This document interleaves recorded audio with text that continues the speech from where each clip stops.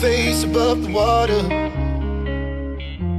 My feet can't touch the ground, and it feels like I can see the sands on the horizon every time you are not around. I'm slowly drifting away. Limbežu 3. vidusskolas jaunieši devās pavadīt pēcpusdienu kopā ar mazajiem pirmsskolniekiem Limbežu 3. bērndārzā. Pie 3. grupiņas bitītes. Kā viņi mūs sagaidīja?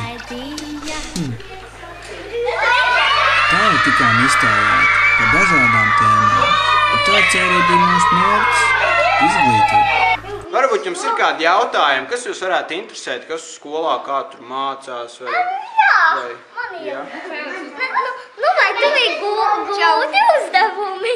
Uzdevumi sākumā jau nav tik grūti, sākumā jau jūs iemācaties pildīt.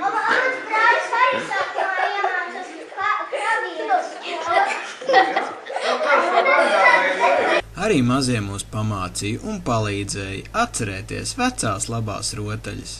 Mēs, jaunieši, jau kļūstam par tagadni, un tāpēc arī mums jāsāk domāt par nākotni. Paldies par lieliski pavadīto pēcpusdienu mazajiem. Paldies Limbežu 3. bērndārzam un paldies jums par uzmanību.